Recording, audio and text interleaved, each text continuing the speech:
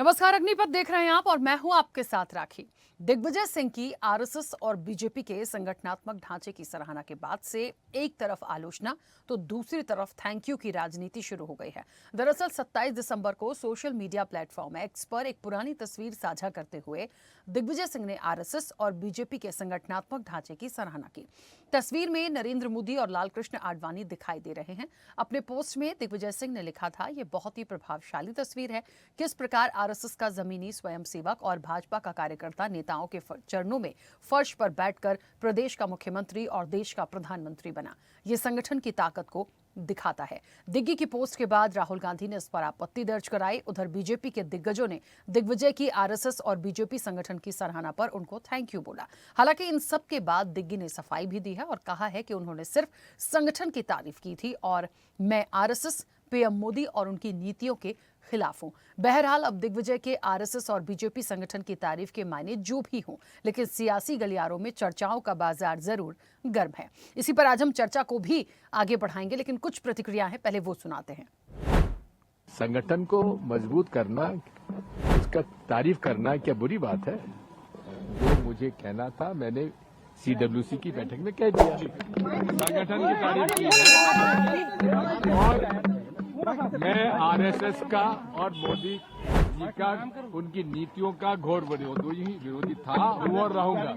श्री दिग्विजय सिंह जी के कांग्रेसी होने पर प्रश्न चिन्ह लगाने वाले हमारे वैचारिक साथी कतई कांग्रेस के समर्थक नहीं हो सकते, सेकुलरिज्म के समर्थक नहीं हो सकते, और वो सब लोग कहीं ना कहीं भारतीय जनता पार्टी के और गोदी मीडिया के प्रोपोगंडे का शिकार बीमार मानसिकता के व्यक्ति हो सकते हैं। श्री दिग्विजय सिंह जी की रग रग में कांग्रेस है, तन में कांग्रेस है, मन में कांग्रेस है। हर संगठन को अपनी और कारगर और बेहतर कार्य प्रणाली को अपनाने के लिए कहीं ना कहीं से अगर कोई बात देखने की है तो उसमें हर्ज क्या है? दिग्विजय सिंह जी आज ओसामा लादेन की आत्मा दो जख्म में जार जार रो रही होगी और जाकिर नाइक तो अपने आप को अनाथ महसूस कर रहे होंगे। आप और संघ की तारीफ, तौबा रे तौबा। एक आप ही तो थे जो बटाला हाउस पर आंसू बहाते थे। आप ही तो थे जो भगवा आतंकवाद जैसे शब्दों के जो जनक थे, उनकी तारीफ कर देते थे। दिग्विजय सिंह जी, आपके मुंह से राम राम। कहीं ये 2020 की चुनाव की प्रेशर टैक्टिक्स तो नहीं है जो आपने राज्यसभा में जाने के लिए सरकार को हिला दिया था?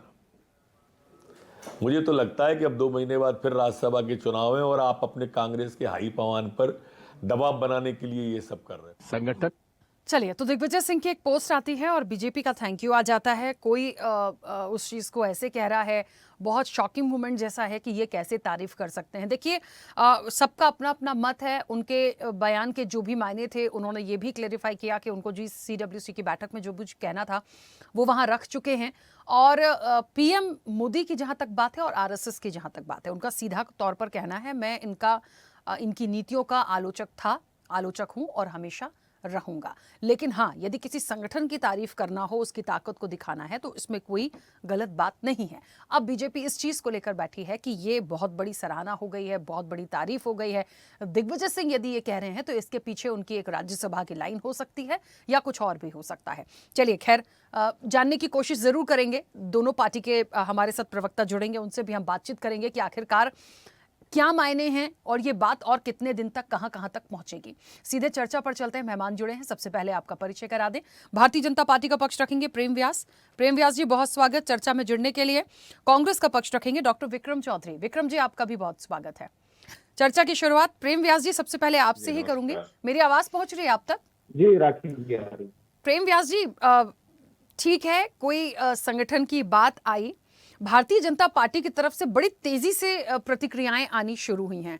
ऐसा लगा मुझे प्रतिक्रियाओं को सुन के जैसे दिग्विजय सिंह ने पीएम मोदी या आरएसएस की ही सराहना कर दी हो। एक पल तो ऐसा भी लगा मुझे कि कहीं ऐसा तो नहीं कि भाई कोई और, यहाँ तो राज्यसभा की लाइन बीजेपी कह रही है, मुझे तो लगा कि बयानों को सुन के कि ऐसा तो नहीं था कि कुछ और ही माजरा हो जाए आने वाले समय में, क्योंकि सिचुएशंस बड़ी अलग हैं, कौन किसके तरफ कब चला जाए। तो भारतीय जनता पार्टी ने उनके इस वक्तव्य को किस तरीके से लिया, क्योंकि जो प्रतिक्रियाएं आ रही हैं वो तो कुछ ऐसी ही दिखाती। देखिए राखी जी, सर्वप्रथम तो भारतीय जनता पार्टी आज जहां है तो किसी की कृपा के कारण नहीं है, किसी नेपोटिज्म के कारण नहीं है। भारतीय जनता पार्टी आज जहां पर है वो अपने कर्मों के कारण है। जिस तरह से पूरे देश का एक सामरिक विकास भारतीय जनता पार्टी ने करा है, उसके कारण आज भारतीय जनता पार्टी की स्वीकारोक्ति है। अब आदरणीय दिग्विजय सिंह साहब की स्वीकारोक्ति तो खुद कांग्रेस पार्टी में नहीं है। अभी इंदौर की घटना जब हुई थी तो यहाँ के एक छोटे से अदरे से नेता ने आदरणीय दिग्विजय सिंह साहब को ये कहा था कि आप जब भी इंदौर आए तो हमसे पूछ कर आया करें। तो मुझे लगता है कि आज वो प्रासंगिक है या नहीं, ये तो कांग्रेस पार्टी तय करेगी। दूसरी तरफ है कि क्या उनका प्रयोग सिर्फ विश्व भवन के लिए किया जाता है? अगर एक सार्थक चर्चा करना चाहते हैं तो कौन लोग हैं जो उनको सार्थक चर्चा नहीं देना चाहते हैं? प्रश्न तो यहाँ है। जब आदरणीय दिग्विजय सिंह साहब जो है 26/11 को लेके अपशब्द कहेंगे, जब सर्जिकल स्ट्राइक को लेके सबूत मांगेंगे, जब जाकिर नाइक को जो है शांति का मसीहा बताएंगे, तब कांग्रेस पार्टी उनसे सवाल जवाब नहीं करती। तब ये नहीं करती कि आपने उचित कहा या अनुचित कहा। लेकिन अगर वे एक संगठन की तारीफ कर देंगे, उस संगठन में जिस तरह की प्रक्रिया अपनाई जाती है, एक सामान्य कार्यकर्ता किस तरह से प्रधानमंत्री के पद पर सुशोभित होता है, इस चीज को लेकर अगर टिप्पणी कर देते हैं तो आदरणीय राहुल गांधी जी को जो है बुरा लग जाता है, आदरणीय कांग्रेस के वरिष्ठ नेतृत्व को बुरा लग जाता है। तो भाई आप तो पहले ये तय करें कि आपने आदरणीय दिग्विजय सिंह साहब का कार्य सिर्फ विश्व भवन के लिए करा है या सार्थक चर्चा के करा है। अभी देखिए ना, नक्सलाइट्स को लेकर जो ट्वीट उन्होंने रीट्वीट करा, किसी भी कांग्रेस के नेता ने उनसे प्रश्न करा हो। बांग्लादेश को लेकर उन्होंने एक्शन से रिएक्शन की बात कही, किसी भी कांग्रेस के नेता ने उनसे प्रश्न किया हो। लेकिन अगर वह एक सार्थक चर्चा करेंगे, सार्थक संगठन की बात करेंगे और जो वास्तविकता में धरातल पर है और जो मिटाने की बात करते हैं, गांधी जी वर्धा आश्रम गए थे, बताइए गांधी जी को क्या करा आपने? आज गांधी जी सर्वविदित नेता है या नहीं, राष्ट्रपिता है या नहीं? उसके बाद नेहरू जी ने स्वयं 62-63 के युद्ध के समय पर, युद्ध के बाद में आरएसएस के स्वयं सेवकों को बुलाया था, इंदिरा जी स्वयं तारीफ कर चुकी। तो मुझे लगता है एक तरफ वो दौर है जहां पर व्यक्ति विशेष की प्रासंगिकता तय की जा रही है उनके शब्दों के माध्यम से, और ये तय किया जा रहा है कि उनका प्रयोग सिर्फ विश्व भवन के लिए है, सार्थक चर्चा के लिए नहीं है। तो मुझे लगता है आदरणीय दिग्विजय सिंह साहब के लिए स्वयं के लिए चिंतन का विषय है कि वे अगर सार्थक चर्चा करना चाहेंगे तो कांग्रेस पार्टी उनको करने देगी या नहीं। इसके पूर्व की बात है, आचार्य प्रमोद कृष्णम सीडब्ल्यूसी में थे, उन्होंने सिर्फ राम मंदिर को लेकर आदरणीय मोदी जी की तारीफ करी तो उनको सीडब्ल्यूसी से बाहर कर दिया। तो कांग्रेस ने क्या एक परिपाटी बना रखी है जो देश विरोध में बात करेगा, जो सनातन के विरोध में बात करेगा, जो आम कार्यकर्ताओं के विरोध में बात करेगा, उसको कांग्रेस पार्टी जो है तवज्जो देगी। राजन्ना साहब ने कहा था कि वोट चोरी हमारे यहाँ हो रही है, अगले दिन उनको हटा दिया। एक जो है जज साहब ने दीप प्रज्वलन को लेकर आदेश दे दिया तो 100 लोग उनके खिलाफ महाभियोग लेकर पहुंच गए। तो ये कांग्रेस पार्टी को तय करना है कि कांग्रेस पार्टी भारत की जनता के साथ में या विदेश की कठपुतली बनकर कार्य करेगी। ठीक है, चलिए विक्रम जी, कैसे इस विषय को समझे? देखिए, सबके अपने अपने वक्तव्य हैं। अब भारतीय जनता पार्टी को, जैसे प्रेम व्यास जी कह रहे थे कि दिग्विजय सिंह ने यदि कुछ कह दिया तो कांग्रेस को आपत्ति क्यों है? देखिए, जो प्रथम दृष्टया देखकर समझ में आया वो ऐसे ही आया कि उन्होंने सराहना की। देखिए, शीर्ष नेतृत्व को यदि कोई भी चीज लगी, उन्होंने क्लैरिफाई किया, क्लैरिफाई करने के बाद उन्होंने बता भी दिया और क्लियर किया उस चीज को कि मैंने संगठन की बात कही है, संगठन की तारीफ करना कोई बुरी बात नहीं है, लेकिन जहां तक नीतियों की बात है आरएसएस या पीएम मोदी की, मैं हमेशा से आलोचक हूं और रहूंगा। तो मुझे लगता है एक बात तो यहां क्लियर हो गई। लेकिन बार बार ये जो अब क्वेश्चन आ रहा है कि वो इस चीज का मंथन करें या ना करें, या कांग्रेस को क्यों तकलीफ हो गई यदि वो किसी संगठन की तारीफ कर रहे हैं, हो सकता है उसके पीछे एक मैसेज देने का प्रयास कर रहे हो अपने लोगों को, इसको कैसे जस्टिफाई करेगी कांग्रेस? एक आपने कहा कि कांग्रेस को क्यों तकलीफ होगी, तो ये शब्द उचित नहीं है तकलीफ वाला। हमारी बहुत विनम्र असहमति है कि हम जो है उस संगठन को बिल्कुल भी तारीफ के योग्य नहीं मानते हैं जिस संगठन ने लगातार भारत में जहर बोया है। अब आप देखिए, एक साउथ ईस्ट के लड़के को इसलिए मार डाला गया कि वो चाइनीज मोमोज के नाम से ऐसी कुछ गलतफहमी हुई। वो बार बार कहता रहा मैं इंडियन हूँ इंडियन हूँ, लेकिन वो उसको उसकी मॉब लिंचिंग कर दी। हम ऐसे संगठन की कैसे तारीफ कर सकते हैं जिसने इस देश में धर्म का और जाति का जहर बोया है? आप मध्य प्रदेश को ही देख लीजिए, आज विभिन्न जातियों में आपस में जो तनातनी है, आरएसएस और भाजपा उसका राजनीतिक लाभ उठाने के लिए खेल खेल रही हैं। दिग्विजय सिंह साहब ने किस दृष्टिकोण से इसको बोला है ये तो वो बेहतर बता सकते हैं, लेकिन मुझे लगता है कि ऐसे दृष्टांत तो हमारी पार्टी में भी बहुत हैं। लाल बहादुर शास्त्री जी को आप देखिए, वो भी तो संगठन के दम से इतने ऊंचे पद पर पहुंचे थे, और भी तमाम ऐसे लोग हैं हमारी पार्टी में जो बहुत शून्य से शिखर तक पहुंचे हैं, और हमारी पार्टी में भी ऐसे अनेकों उदाहरण हैं। एक बात, अटल बिहारी वाजपेयी भी तो ऐसे थे, वो भी बहुत राजे महाराजे तो थे नहीं, वो भी जमीन से उठे थे, वो भी तो पहुंचे थे, प्रधानमंत्री बने थे। तो क्या संगठन तब कमजोर नहीं था या कमजोर था? अब क्या नरेंद्र मोदी के आने के बाद संगठन ज्यादा मजबूत हो गया है? ऐसी बात नहीं होती है। दिग्विजय सिंह साहब का जो दृष्टिकोण है वो उन तक सीमित है। हम कांग्रेस पार्टी, बतौर मैं कांग्रेस के अधिकृत प्रवक्ता होने के नाते, मैं उनके इस दृष्टिकोण से कतई सहमत नहीं हूँ। मैंने पहले भी कहा कि यदि इस तरीके के असहज करने वाले उदाहरण यदि दिग्विजय सिंह साहब देंगे तो निश्चित तौर पर पार्टी को जवाब देना पड़ता है। हम आज आपको जवाब दे रहे हैं, हमको डेवलपमेंट पे चर्चा करनी चाहिए, दूसरी बातों पे चर्चा करनी चाहिए, लेकिन हम एक ऐसे संगठन जो हमारी दृष्टि में निहायत ही वाहियात है और एक अंडर वर्ल्ड जैसा काम करता है, ना उसका कोई पंजीकृत खाता है, ना उसका रजिस्ट्रेशन है, तमाम बातें हैं, इसके बाद भी उसके 200-300 करोड़ के जो है ऑफिसेज बने हैं, तो पैसा कहाँ से आता है? वो संगठन कभी भी अरावली पर्वत के लिए नहीं बोलेगा, सिंगरौली में माइनिंग के खिलाफ नहीं बोलेगा, हसदेव जंगलों के खिलाफ नहीं बोलेगा। तो ये जो संगठन है, ये पूंजीपतियों का बनाया गया एक धार्मिक मुखौटा है। इसके पहले हरिशंकर परसाई कह चुके हैं कि जो राष्ट्रवाद और जो सांस्कृतिक राष्ट्रवाद है, वो धर्म की राजनीति है, पूंजीपतियों का मुखौटा है। ये हमेशा उसको आगे करते हैं और जल जंगल जमीन को साफ कर देते हैं। इन्होंने जो बात कही एक नक्सलाइट के बारे में, जो दिग्विजय सिंह साहब ने जो ट्वीट किया था, तो हिडमा को हमारे 24 घंटे भी नहीं हुए थे, उतना जहाँ का हिडमा रहने वाला था उतना जंगल अडानी को दे दिया गया था।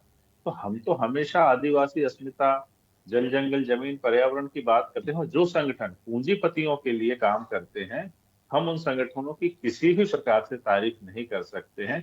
दिग्विजय सिंह साहब ने की, तो मुझे लगता है कि उनको कांग्रेस के ऐसे एग्जाम्पल्स निकालने चाहिए थे ना, कि जो शिखर, अब दिग्विजय सिंह साहब खुद ही एक पार्षद थे, तो पार्षद होने के नाते वो CWC तक पहुंचे, तो क्या ये कांग्रेस संगठन की महिमा नहीं है क्या? मुझे लगता है कि आताताई हो, जिस आदमी के हाथ दंगों से खून से सने हुए हों, जिस आदमी को मुख्यमंत्री रहते कहीं भी राजनीतिक वीजा नहीं मिला हो, उस आदमी का प्रधानमंत्री बन जाना एक भारत का दुर्भाग्य है और भारत का सांस्कृतिक और राजनीतिक पतन है, ये पूरा देश जानता है। लेकिन यदि उनको लगता है कि तारीफ के काबिल है, तो ये बात उन तक सीमित है, कांग्रेस पार्टी से कतई इत्तेफाक नहीं रखती। जी ठीक है प्रेम व्यास जी, अब तो खैर दो बातें आई हैं। देखिए, पहले तो जो संगठनात्मक ढांचे की जो उन्होंने सराहना की, उस सराहना के बाद दूसरा वर्जन भी उनका आपने सुन ही लिया। वो उनका बिल्कुल क्लैरिफिकेशन है उस पर कि मैं मोदी जी और आरएसएस की नीतियों से बिल्कुल उन इत्तेफाक नहीं रखता और हमेशा आलोचक रहूंगा। तो क्या मानेगी भारतीय जनता पार्टी? भाई, एक तरफ तो वाहवाही हो गई संगठन की सराहना की, लेकिन दूसरी तरफ जुड़े हुए जो व्यक्ति हैं उनकी तो नीतियां या विचारधारा से वो सहमत नहीं है, फिर अब उनके बयान को कैसे लेते? नहीं, मुझे लगता है कि आदरणीय दिग्विजय सिंह साहब तो डैमेज कंट्रोल कर रहे हैं। जिस तरह से राहुल जी द्वारा डंडा चलाया गया, उसके बाद उनके बयान आए डैमेज कंट्रोल को लेके, जो कहना था पूर्व में कह चुके। और मेरे मित्र जिस तरह की बात कर रहे थे, मुझे लगता है मानसिक दिवालियापन है। आज तक PFI को लेकर कोई बात की गई, HUT को लेकर कोई बात की गई। जो संगठन यासीन मलिक का स्वागत करता है प्रधानमंत्री निवास में, जिनने स्पष्ट रूप से कहा था कि मैंने इतने जो है अधिकारियों को, सैन्य अधिकारियों को मारा, उस व्यक्ति का स्वागत करने वाले लोग हैं। 63 में करपात्री जी महाराज के साथ में गोवंश के साथ में साधु सन्यासियों की हत्या करने वाले लोग हैं। सिख समाज के साथ में जो किस तरह के नृशंस हत्या की गई थी, और कहा गया कि बड़ा पेड़ गिरता है जब जो है धरती हिलती है, इस तरह के वक्तव्यों को देने वाले लोग आज जो है राष्ट्रभक्ति का पाठ पढ़ा रहे हैं। राष्ट्रीय स्वयंसेवक संघ को आपके यहाँ जब 31 में गांधी जी वर्धा आश्रम में गए थे और तारीफ करी थी, तो मुझे लगता है कांग्रेस पार्टी को इतिहास जानने की आवश्यकता है। सीताराम केसरी जी जब पद त्याग नहीं कर पा रहे थे, तब उनकी धोती खोल के कांग्रेस कार्यालय से निकाल दिया था। और लाल बहादुर शास्त्री की बात करते हैं, आप बताइए इतिहास में सुभाष चंद्र बोस की जो है जो पूरा उनका कार्यकाल रहा था, और अंत के समय पर गोपनीय रूप से उनकी कौन चौकीदारी करवाता था? लाल बहादुर शास्त्री जी ताशकंद के बाद में किस तरह से मृत्यु हुई, और आज तक क्या कोई बात कांग्रेस पार्टी ने की है? तो कांग्रेस पार्टी नेपोटिज्म से घिरी है। राजकुमार जो कहेंगे वो धरातल पर होगा। राजकुमार खुद स्वदेश विदेश में जाकर भारत की किस तरह से अपमान करते हैं, तो मुझे लगता है ये तो जनता तय कर लेगी कि कौन व्यक्ति राष्ट्रभक्त है। और आज अगर सिर्फ संघ की बात करी जाएगी, लगभग 30 से 40 देशों में शाखाएं लग रही है। वनवासी आश्रम, कल्याण आश्रम, अखिल भारतीय विद्यार्थी ठीक परिषद, है कई प्रेम व्यास संगठन जी, जो मैं कार्य एक कर रहे सेकंड हैं। आपको इंटरप्ट करूंगी, एक सेकंड। प्रेम व्यास जी, कहीं ऐसा तो नहीं कि उनके वक्तव्य का या उनकी पोस्ट को समझने में भारतीय जनता पार्टी को कोई कंफ्यूजन हो गया हो? मैं क्यों बोल रही हूँ, पहले सुनिएगा पूरा। मैंने शुरुआत भी इसी चीज से करी कि हमने जो पढ़ा उसमें बीजेपी और संगठन के ढांचे की सराहना है। वो जिस तरीके से काम करता है, उनकी मजबूती है, एक फोटो भी पोस्ट की गई, सब चीज दिखाती है कि वो सराहना थी। ठीक है, लेकिन ये बात सच है, उसमें यदि ये भी नीचे मान लीजिए मेंशन होता जो वो आप कह रहे हैं कि ये एक ताकत है, लेकिन मैं इनकी नीतियों का आलोचक हूं, इनकी नीतियों को एक्सेप्ट नहीं करता, फिर क्या करते? तब तो कोई प्रतिक्रिया नहीं आती। तो दोनों तरह से चीजों को समझना पड़ेगा। आप समझ रहे हैं कि वो ये बात ठीक है कि उनकी जो भी उनकी क्लास हुई या मीटिंग हुई या जो भी हुआ, राहुल गांधी ने कुछ भी बोला, वो XYZ जो भी हो, लेकिन ये चीजें उस समय होती तब तो ये क्वेश्चन नहीं आता कि शायद उन पर डंडा चला और इसके बाद वो इस तरीके से चीजें बोल रहे हैं। राष्ट्रीय जी, इसके पूर्व में आप देखेंगे DK शिव कुमार साहब, उन्होंने सिर्फ जो संघ की प्रार्थना है उसको लेकर बात कर ली थी, और वो तो राष्ट्रभक्ति से होते, अगले दिन उनको क्षमा याचना करनी पड़ी थी। अगर कोई भारत माता की जय कह देता सार्वजनिक कार्यक्रम में तो उसको जैसे मंच से उतार दिया जाता है। तो ये कौन लोग हैं जो इस तरह का कृत्य करते हैं? और दूसरी बात है कि इसीलिए मैंने कहा कि भारतीय जनता पार्टी अपने कार्यों के द्वारा जनता के मध्य में आज अपनी उपयोगिता, उपलब्धता प्रदर्शित कर रही है। हमको किसी की सर्टिफिकेशन की जरूरत नहीं है। लेकिन अगर दिग्विजय सिंह साहब जो पूर्व में जिस तरह का विश्व मन कर चुके हैं, आज अगर वे सार्थक चर्चा करते हैं तो निश्चित रूप से प्रदेश उस पर चर्चा करना चाहता है। और जिस तरह की बात आप देखेंगे ना दिग्विजय सिंह साहब के लिए किस तरह के शब्दों का प्रयोग इंदौर में किया गया, और कांग्रेस तो वो पार्टी जो शालीनता के आरोप में निष्कासन कर देती है। इंदौर में कैलाश विजयवर्गीय जी जब कांग्रेस कार्यालय गए थे तब उन्होंने सुरजीत सिंह चड्डा और यादव साहब थे, वे शालीनता के साथ में उनको लेने नीचे आ गए थे, तो अगले दिन जो है वो निष्कासन की बातें होने लगी, उनको कारण बताओ नोटिस जारी कर दिया गया। तो मुझे लगता है कांग्रेस में ही व्याप्त है। भारतीय जनता पार्टी के लिए, अगर संघ के लिए पूरा देश एक मत होकर और कांग्रेस को अपने वोट प्रदर्शित करके बता रहा है कि वो किन नीतियों के साथ है, और उन नीतियों का समर्थन आदरणीय दिग्विजय सिंह साहब करते हैं, लेकिन अगले दिन उनको जो है डैमेज कंट्रोल करना पड़ता है, अगले दिन जो है राहुल गांधी जी द्वारा जो डंडा कर दिया जाता है। तो ये प्रदेश की जनता भी देख रही है और देश की जनता भी देख रही है कि जब विश्वमन होता है तो मौन स्वीकृति दी जाती है, लेकिन जब किसी संगठन की तारीफ होती है तो नीचे से लेकर ऊपर तक उनकी खिलाफत की जाती है। चलिए, मुझे तो इस पूरे घटनाक्रम से एक बात समझ में आई कि एक लंबे समय से क्या पार्टी के लिए सब कुछ करने वाले दिग्विजय सिंह यदि एक संगठन की सराहना कर रहे हैं तो देखिए बीजेपी की तरफ से कितनी जल्दी से चीजें आने लगी, सकारात्मक रूप से उनको थैंक यू भी हो गया, बहुत सारी चीजें भी आ गई। नरोत्तम मिश्रा को जिस तरीके से मैंने सुना वो तो कुछ और ही कह रहे थे, बहुत सारी बातें उन्होंने बोली, खैर उस पर बहुत डेप्थ में नहीं जाऊंगी। तो ठीक है, लेकिन ये मुझे लगता है पार्टी अपने आप में बहुत इतनी तो जगह पे है कि वो समझेगी कि इतने ऊंचे कद का व्यक्ति यदि कह रहा है तो उसके और इंटरनल मायने क्या हो सकते हैं। खैर आएंगे चीजें। और कुछ कहना चाह रहे थे विक्रम जी, बोलिए। इन्होंने 2-3 बातों का जिक्र किया बार बार। एक तो उन्होंने नेपोटिज्म कहा, तो आप मैं इनको बता दूं कि इनके राष्ट्रीय अध्यक्ष और प्रदेश अध्यक्ष राजनीतिक अनुकंपा नियुक्ति है। इन दोनों के पिताजी जो थे फौत हो गए थे और उनको टिकट मिली थी, तो अभी किस मुंह से नेपोटिज्म की बात करते हैं ये वो ही जाने। दूसरी बात ये है कि इन्होंने भारत माता की जय और आदि आदि बातें कही हैं, तो मैं इनका शालीनता से खंडन करता हूँ, ऐसा कुछ नहीं है। ये सब इन्हीं चीजों पे राजनीति करते हैं क्योंकि इनके पास अपने 20 साल की उपलब्धियां बताने के लिए कुछ नहीं है। अब मैं इनको बताता हूं कि कल ही राष्ट्रीय मानवाधिकार आयोग के प्रियंक कानून को भोपाल आए थे। अब आप देखिए, इनकी सरकार ऊपर से लेकर नीचे तक कई इंजन चल रहे हैं। प्रियंक कानून गो के घर पर जाके घूस देने का प्रयास किया उन्होंने। एक आदमी, पुलिस को बुलाया, आदमी गिरफ्तार, उसने कहा मैं शरीक मछली का पार्टनर हूँ। प्रियंक कानून को इधर आते हैं और वो सीधा सीधा बात करते हैं कि हिंदुओं पर अत्याचार हो रहे हैं, हिंदुओं के जो पुश्तैनी धंधे हैं वो अपने अपने राइट्स का एक्सरसाइज नहीं कर पा रहे हैं। तो अब मुझे बताइए, उन्हीं का आदमी आके ये कहे कि हमारी ही सरकार में हिंदू विरोधी गतिविधियां हो रही हैं। एक लव जिहाद का आरोपी जिसके पास अनेक यौन शोषण के वीडियो जिसके जारी हो गए, उसके साथ इनका एक मंत्री घूमता है। ये उसका से ना बात कर सकते हैं ना इस्तीफा ले सकते हैं। इतनी रीढ़ विहीन सरकार, इतना रीढ़ विहीन और चरित्रहीन संगठन, हम उसकी प्रशंसा कैसे स्वीकार कर सकते हैं? और वो जब जब इनका ही एक आदमी पदाधिकारी आके इस टाइप का सर्टिफिकेट देख के जा रहा है, ये हिंदू विरोधी है, मुसलमानों के पक्षधर है, साफ साफ इन्हीं के आदमी करे, मेरे आरोप नहीं ना राजनीतिक आरोप है, ये ऑन रिकॉर्ड है। तो मैं कहना चाह रहा हूँ भाजपा से कि देखिए, हमारी चिंता मत कीजिए। हमारा जो दृष्टिकोण क्या है अल्पसंख्यकों के लिए, हिंदुओं के लिए और भारत के लिए, वो हम बेहतर जानते हैं। और हम आज भी आपसे लगभग बराबर वोट ले रहे हैं और हमारा जो रिकॉर्ड है सदन में बैठने का आपसे ज्यादा है। अभी आपने यात्रा शुरू की है, आप इतना मत उड़िए। और भी चुनाव आएंगे, देखेंगे। लेकिन चुनाव की हार और जीत किसी की विचारधारा का सर्टिफिकेट नहीं होती। सर्टिफिकेट वो होता है कि उस विचारधारा, उस संगठन से प्रेरित होकर आदमी कैसे कारनामों का अंजाम दे रहा है। हमने महात्मा गांधी से हमने सीखा। हमारा संगठन महात्मा गांधी से बना हुआ और पहला हिंदू आतंकवादी इन लोगों ने दिया है। तो ये दोनों विचारों में मौलिक हमारा अंतर है, यही हम स्थापित करना चाहते हैं। ठीक है, चलिए समय की सीमा। हाँ, प्रेम व्यास जी बोलिए। नहीं, पहला आतंकवादी की बात की जाती है 1946 में बंगाल डायरेक्ट एसेंट थे। कौन सा आतंकवादी था? जिन्ना ने जिस तरह से खिलाफत करके लोगों को अलग कर लिया, कौन आतंकवादी था?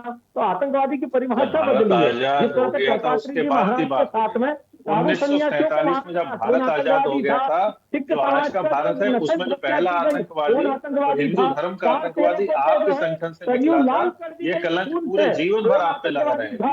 प्रेम भाई, ऐसा है कि इतिहास में मुंह छुपाने की आवश्यकता नहीं है। प्रियन कानून को पे टिप्पणी कीजिए। अच्छा, प्रियन कानून को आए थे कल, प्रियन कानून को आए थे, क्या क्या बोल गए आपके बारे में? क्या आप हिंदू विरोधी हो? तो आपका ही आदमी हिंदू विरोधी आपको कह रहा है, कैसे बात करते हो भाई? और इसी ठीक है, कारण से आपकी चलिए। ये समस्या उत्पन्न हुई है कि 1 लाख पूछ 1.25 लाख में आती, 13 रावण दे दिया न बाती। चलिए, देखिए, एक बात है, अब कहते हैं ना, बातें निकलती हैं तो बहुत सारे विषय आ जाते हैं, लेकिन मूल रूप से जो बात दिग्विजय सिंह को लेकर हो रही थी, उनके बयानों की हो रही थी, विक्रम जी ने साफ तौर पर कहा कि हाँ, यदि वो इस तरह की बात कहेंगे तो सवाल तो खड़ा होगा, क्योंकि वो बहुत खुल के एक्सेप्ट कर रहे हैं कि वो इस तरह के संगठनों का बिल्कुल भी सपोर्ट नहीं करते हैं, ना एक्सेप्ट करते हैं जो लोगों को बांटने की बात करता है। ये उनके वक्तव्य बहुत क्लियर हैं, वो उनका समर्थन उनके बयानों का नहीं करते। अब उनके बयान का क्या मायने थे, नहीं थे, बीजेपी ने उनको क्यों थैंक यू बोला, सराहना की, उनका क्या क्लैरिफिकेशन आया, आने वाली तस्वीर क्या है? क्या जो कयास लगाए जा रहे हैं वो वही है कि राज्यसभा की लाइन सेट कर रहे हैं फिर से? ये मेरे व्यक्तिगत सवाल नहीं है, ये तो जो दिग्गजों की प्रतिक्रियाएं आई हैं ये उनके कयास हैं। तो मुझे लगता है आने वाले समय में शायद थोड़ा सा और वक्त, पूरी पिक्चर क्लियर होगी कि उनके बयान के मायने, उन्होंने क्यों कहा, वो एक्चुअल में क्या चाह रहे हैं और आगे इसका क्या इम्पैक्ट होगा, वो हम और आप सभी लोग देखेंगे। फिलहाल आप दोनों का बहुत शुक्रिया इस चर्चा में जुड़ने के लिए। देखिए, एक बयान आता है और जब किसी दिग्गज का आता है और वो किसी अपने से अपोजिट किसी राजनीतिक दल की या संगठन की सराहना कर रहा हो, तो सोचना तो पड़ेगा कि आखिर मायने क्या हैं। 2-3 बातें होती हैं जो राजनीति और इलेक्शन के वक्त में होती हैं। या तो माननीय वहां जाने के प्रयास में है, या तो उनको बुलाया जा रहा है, या तो वो किस परिप्रेक्ष्य में सराहना कर रहे हैं। सराहना करने के बाद जब मीटिंग होती है या कहा जाता है कि आप गलत बोल गए, तो वो कह रहे हैं कि नहीं, मैं आरएसएस और मोदी जी की नीतियों के बिल्कुल खिलाफ हूं और मैं उनकी विचारधारा से सहमत भी नहीं हूं। मैंने तो सिर्फ संगठन की तारीफ की जो एक अच्छा काम करता है। तो संगठन को चला कौन रहा है ये भी तो देखिए। हालांकि कांग्रेस ने अभी अपनी बात में क्लेरिफाई किया इस चीज को कि वो दिग्विजय सिंह के इस बयान से इत्तेफाक नहीं रखते और ना ही वो इसका समर्थन करते हैं। अब दिग्विजय सिंह ने क्यों बोला, ये उनका व्यक्तिगत मत था, आने वाला सिनेरियो कैसा होगा ये भी देखने वाली बात होगी। चर्चा में इतना ही, बने रहिए स्वदेश न्यूज के साथ। सबसे पहले देश। ऐसे ही वीडियोस के लिए लाइक करें, शेयर करें, फॉलो करें, YouTube पर जाकर सब्सक्राइब कर बेल आइकन दबाना ना भूलें और ताजा अपडेट्स के लिए स्वदेशलाइव.com पर जरूर जाएं।